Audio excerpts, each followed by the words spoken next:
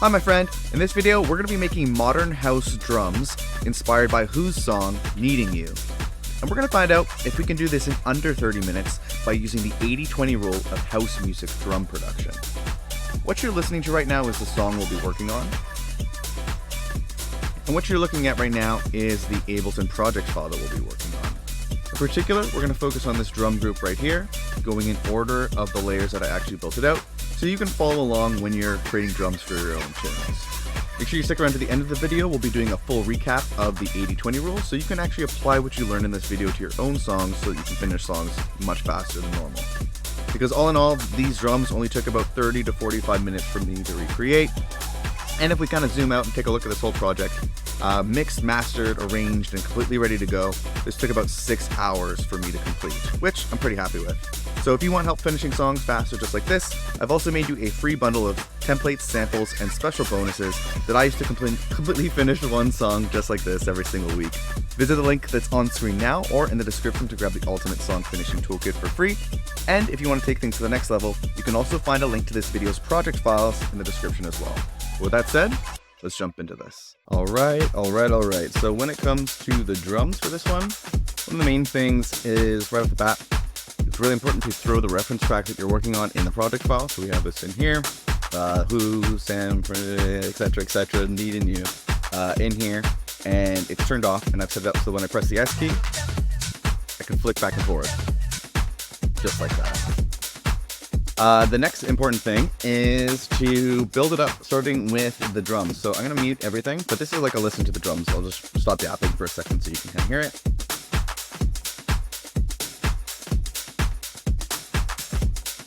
And so let's jump into this kick. So this is a look at the kick pattern. So for the most part, it's just your classic like 4 on the floor. I have 2 samples triggering. We'll get into that in a moment.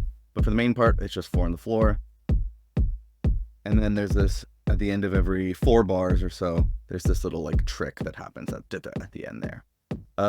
In terms of the actual sound, that's a little bit more interesting, so let's jump into that. I got 2 sounds playing right now.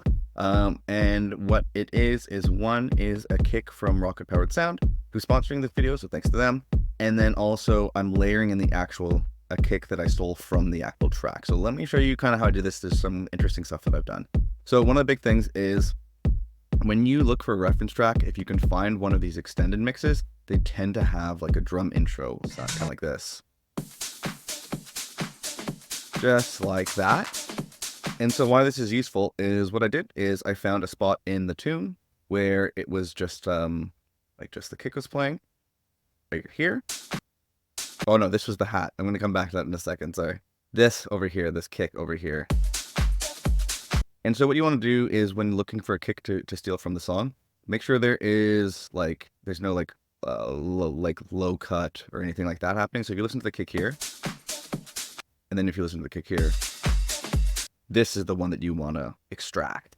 The idea is just find like a slice there, and then you can just chop it like this. I believe it's, okay, yeah. So then what I did was then you can then drop that into this rack here that I have called the R kick. And so if we play this by itself, this is what it sounds like. Oh, this is the original tune. So this is the kick on its own, just the high end. So what I've done here is I have this EQ8. So if I take this off, you can hear that is the extracted kick. And so this is useful to truck into something like this. I've made a rack for this where you can increase the filter envelope and then bring down the filter frequency. And this is going to more or less get rid of some of the extra like hi-hats and other sounds that you're hearing. It's basically a way to try to isolate it even further. Then what I did is I do have this reference kick extra little area here. So what I did was then I just froze it. And this is what it sounded like. And then what I did was I isolated a piece of the kick here. So I found a little spot of it once I've extracted it, isolated it.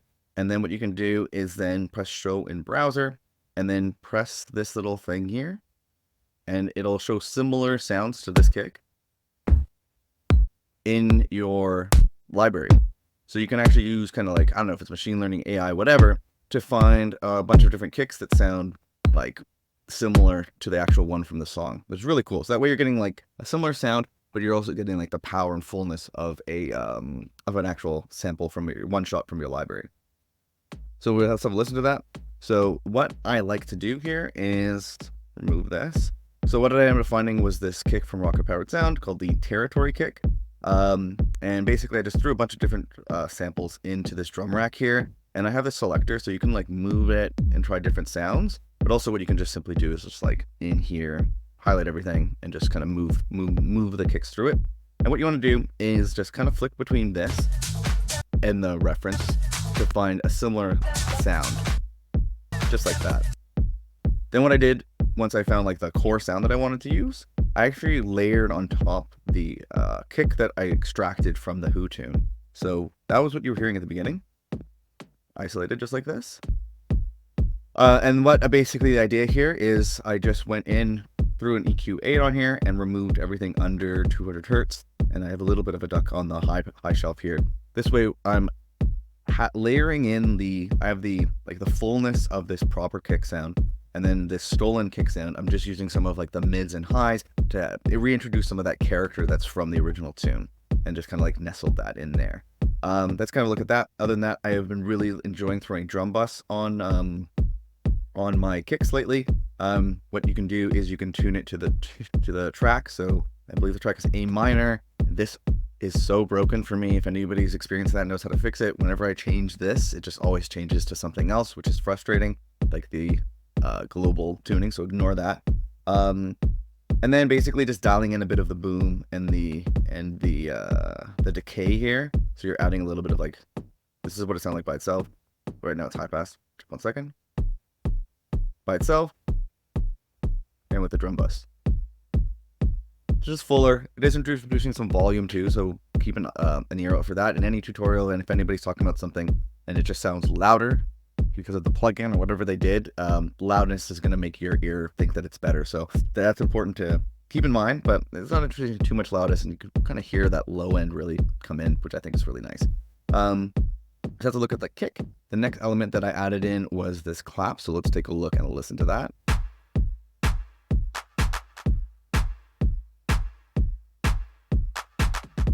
So essentially, in terms of the pattern, it's kind of classic snare clap pattern. So it's on the 2 and the 4, the 2 and the 4. But there's also this little fill. And then what I did was basically just flick back and forth between the reference after. Try to like do it like that.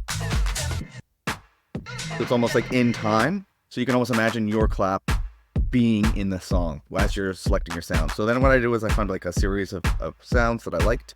And I believe I did a little bit of, just a little bit of moving stuff around. So I have one that's in the center, but set to this random pan by 5%. So I believe that means it's going to be moving a little bit between the left and right by 5%. So it's a little bit of cool, little slight movement. Then I have one that's panned more or less hard right. And then another one that's panned to the left. And this way it's kind of creating a stereo sound, nice and full. And I feel like you can kind of hear that more or less in there.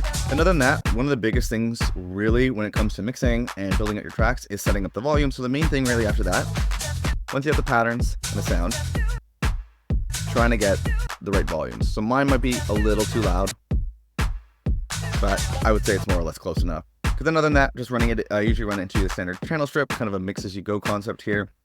Just removing a bunch of the lows, shelving out a bit of the highs. This way it's not interfering with the kick or bass at all. And the shelving out the highs kind of helps mix it in a little bit so it's not popping out as much.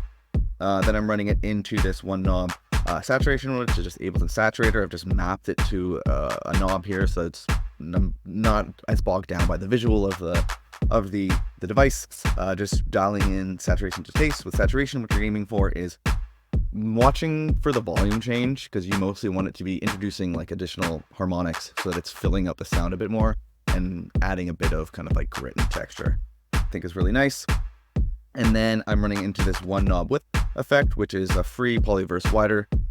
What I've just done is just mapped the core knobs to an Ableton rack here, so I can instantly just quickly dial it in without having to open up a VST and getting bogged down by anything. Just like dial in what I want and move on. In this instance, what I'm trying to do is move these claps a bit more into the stereo field, pushing them left and right, so it has that nice wide stereo effect, but also leave stuff in the center, which we'll get into. It leaves room in the center for the other elements that are more important to be in the center, like vocals and kick and all that. That's a look at that. What I am also dialing in here is a little bit of reverb. I have my reverb on my send here, and what I am doing, I believe, is it's more or less in time. But what I've done is like use like the reverb calculator, delay time calculator, to be able to dial in the decay. So it's like, I think it's pumping at a quarter note, I want to say, which just allows you to dial in a bit more reverb so that it's filling up the sound, but then it's fading away in time for the next hit, so it doesn't sound all cluttered and messy and crappy, basically. That's it. Let's move on to the next element that I added in, which was the snare. So let's take a look and listen.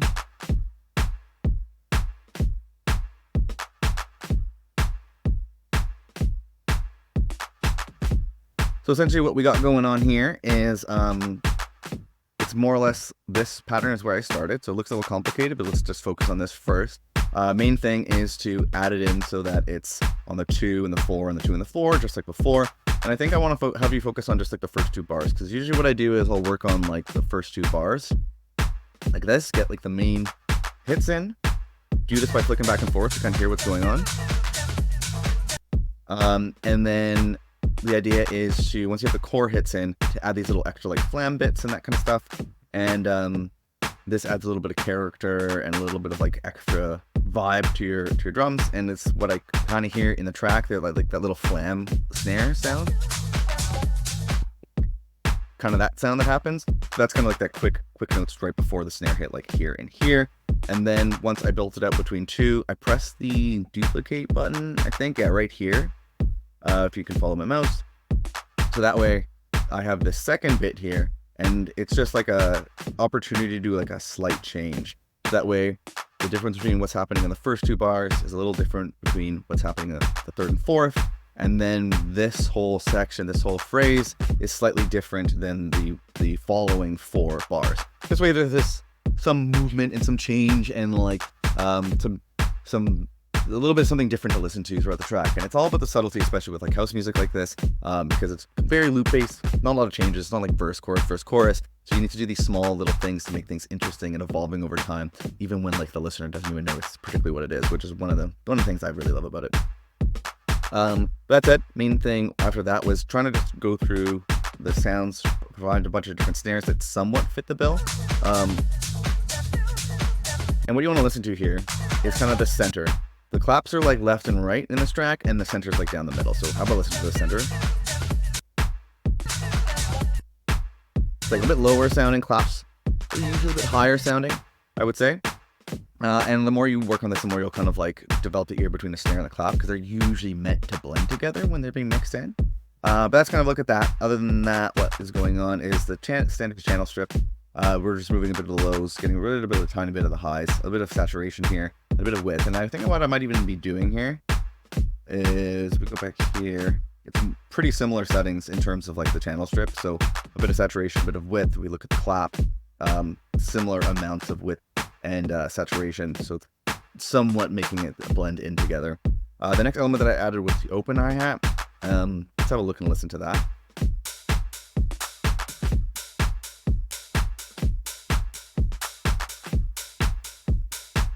So if we have a listen to the reference, there's like a lot of hats going on, I'd say. It just sounds so full and like awesome. So that's what I was trying to recreate. Spoiler, I didn't do it just on this track. I had to come back to it and add an additional track, so we'll get to that in a moment.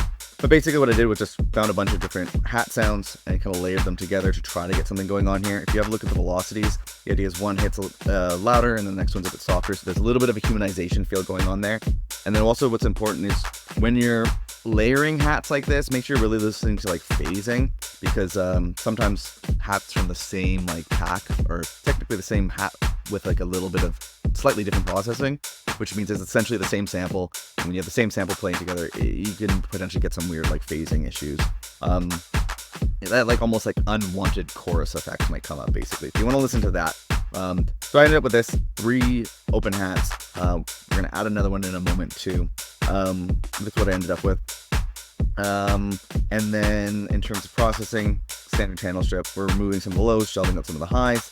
Shelving is a nice way to remove some of the highs in a way that is going to maybe be less intense than the classic like low pass filter, which can sound a little bit unnatural.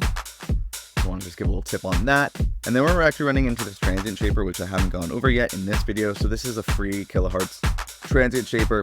And what we're doing here is, again, just mapped the knobs, so I don't have to open that plugin up and I can just quickly make the moves. The idea is here is I brought up the attack a little bit so that transient's hitting a little bit harder, and then I brought down the sustain a little bit so it's making it sound a little bit tighter. Definitely, I think a big thing with drums is trying to control the transients. Usually I like to err on the side of like tighter sounding drums. That's maybe more of my choice, but something to definitely consider. Then we're running into this strip here where we're just bringing in some saturation. So we're trying to fill out that sound a lot more because it's such a full sounding open hat.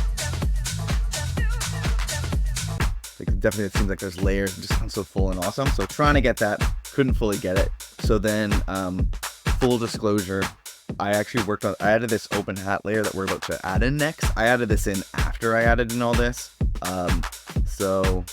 But I want to like show you it. So basically, no, I'm conflicted. I'm going to move it to the end. We're going to come back to this. I want to show you in the order that I did it so that you kind of see what the process is like. But spoiler, we're going to come back to an additional open hat sound. So when I was creating it in the first time, what I added in next was this close hats. Have a look at the MIDI too. And listen to the reference.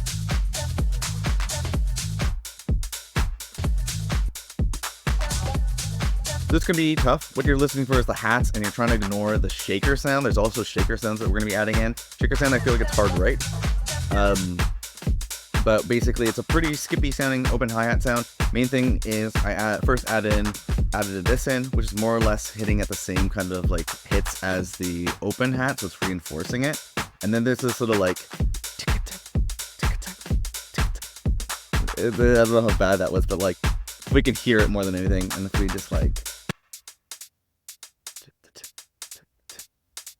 yeah, something like that basically going on. So just listen back and forth, trying to really focus on the hats, just like that. And then the same idea, worked on the first bar like this, and then made a slight change to the second bar so there's some kind of movement in terms of any, and then basically just tried to flick back and forth to find similar sounds as I was creating it. So again, same stuff usually applies. Flicking back and forth to your reference so that you can first get the right note placements, then make sure you select the right sounds, and then dial in the volumes. That's the main thing. Then other than that, some slight mix-as-you-go stuff is optional. So we're just removing a bit of the lows, so it's not really doing too much. It's just there is something here, I guess. And I usually just have it so it's always my EQ8. This channel strip goes on every single one of my audio and MIDI tracks. And the idea is it's always by default removing everything under 200 hertz. Usually everything other than like the kick and the bass is what I want taking up that area. So just having it so it's automatically doing that. I don't have to do it every time. And then I can just quickly adjust it. Nothing much else going on there. So we'll just bust through because there's just a few other things. Next thing I added in was the shaker.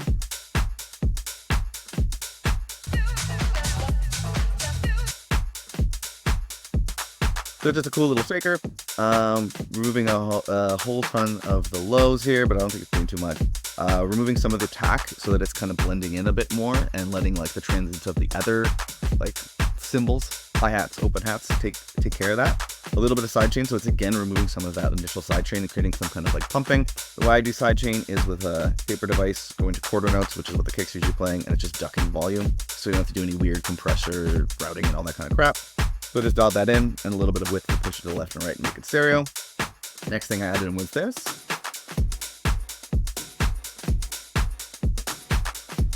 Which isn't too much in the main track, I would say.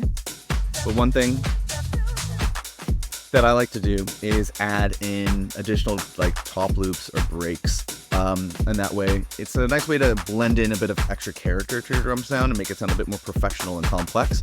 But the idea is to blend it into your core sounds being like the kicks, snares, open hi-hats, and that kind of stuff that you've punched in with one shots, to add a bit of extra character and depth. So what we have is this. One thing I usually like to do is beats on transients, and then the arrow pointing to the right, you can dial back the transients, and tidying up these top loops is a really good way to help it blend in with the rest of your core drums. So we're just running into the standard channel strip here. We're moving some of the lows up a little bit higher in frequencies, trying to make sure that this kick and the low end here is not interrupting like our main kick or anything like that. A little bit of one knob side chains with pumping a bit and making room for the kick even more. A little bit of the one knob with plug-in to push it to left and right, make it a bit more stereo. And then the next one I added in was this. Solo it for a second.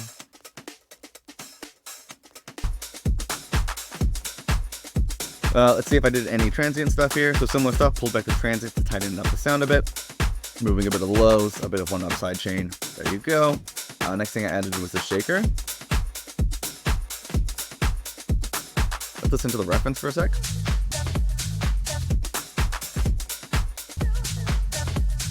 Not sure if this is fully in there as much, but I wanted to add a bit more of a shaker element, which I was hearing quite a bit in the tune. So I threw that in there. What this is a bunch of different shakers, 2 different shakers. Don't get too confused by this. This is nothing going on there. I just found 2 different shakers. I think I might be, one is pan left, one is pan right. So it's kind of going for like a bit of stereo sound. Standard channel strip stuff, removing some of the lows, removing some of the sustain to tighten up the sound a bit more. One knob side chain, making room for the kick, and making a little bit of that cool pumping sound. Saturation, make it a little bit fuller, and width to again make it a little bit more stereo. And the last thing I want to go over is I did add a bunch of different like ride loops. This is more like almost an arrangement thing, so I'll show you really quick what that looks and sounds like. So I got a bunch of different rides. I have this one from, I don't know where this is, panned a bit to the right. Then I found another one, panned a lot more to the left. And then this other one, kind of in the center. And it's like, this is the reference. You can hear the ride that gets added. I think I actually might be playing more notes, but that's what that sounds like. And the last thing I want to go over here is the additional open hi-hat. So as I was working through it, listening back and forth like this, something about my open hi-hat just wasn't doing the trick. So I ended up going back and adding an additional layer, and that's what this looks and sounds like. I'm gonna solo it. It's like lower sounding and like kind of fuller. Not sure if it's fully nailing it, but I think it gets it closer there. And the way that I found this was also a pretty cool little trick that I kind of teased at the beginning. I found a spot in the beginning of the drum loop where just that hat is playing, and then I grabbed it, and then I went show in browser, and then I went found similar sounds. So I basically extracted just like that open hi-hat that I'm trying to recreate. Couldn't figure out how to do it, so I just used the power of machine learning to find similar sounds, picked one that I like, dropped it in there, and away we go. Other than that, main thing is dialing in the volume, because we're just doing a little bit of the same channel strip stuff here. Lows, highs, saturation, width, boom. And so yeah, that's a pretty good look at that. What we'll do next is run into an overview of the 80-20 rule, so you can make sure that you're actually applying what you're learning here into your own tracks. Before we jump into that, I want to mention that this video is sponsored by our good friends over at Rocket Powered Sound. They hooked us up with the kick in this one, which is one of the most fundamental parts of a drum sound. Having a solid kick is really everything.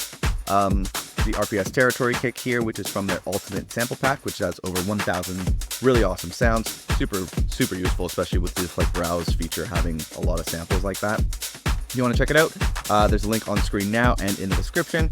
You can use the code ULTIMATEBESTFRIENDS to get 30% off. So yeah, thanks to the homies over at Rocket Powered Sound for hooking up our community like this. And also, if you grab the project files here, you'll be able to grab this RPS kick as well. So big thank you to them for helping out with that as well. So with that said, let's jump into the 80-20 rule for this one. Hi, my friend, Matt from Best Friends Club here. And if you've been paying attention, then you probably figured out what the 80-20 rule is when it comes to building out your drums. The goal here is to get 80% of the results with only 20% of the time, energy, or effort. And because the first key to the 80-20 rule for drums is to use a reference track, we're making sure that we're effortlessly hitting 80% of a very professional sounding track. In particular, we focus on nailing the pattern, sound selection, and the volume compared to the reference track, so that we keep things fast and focused as we're building out our drums. The second key of the 80-20 rule here is to mix as you go in an extremely streamlined way by only focusing on the volume, as well as a simple repeatable channel strip for each track that we're adding to our drums. The third and final key is to repurpose your old project files and to build up a suite of powerful templates, Ableton racks, and one knob effects that you've personalized and curated over time. If you'd like to get a head start by downloading all the racks, templates, and all the files that you've seen me use in the Ableton project file for this video, or if you'd just like to take a closer look at any of the techniques or tracks you saw me work on in this video at your own pace, you can find a link to this video's project files on screen now and at the second link that's in the YouTube description. I'm recreating a different song from the Beatport top charts every single week and making the project files available to anyone who wants them. You'll also get access to a private Discord where you can ask me and the community questions, as well as shared tracks for feedback. If you or your music are not quite ready for a shot in the arm like that, I've also made you a completely free bundle of templates, samples, and special bonuses that have helped me figure out how to completely finish one new song each and every single week.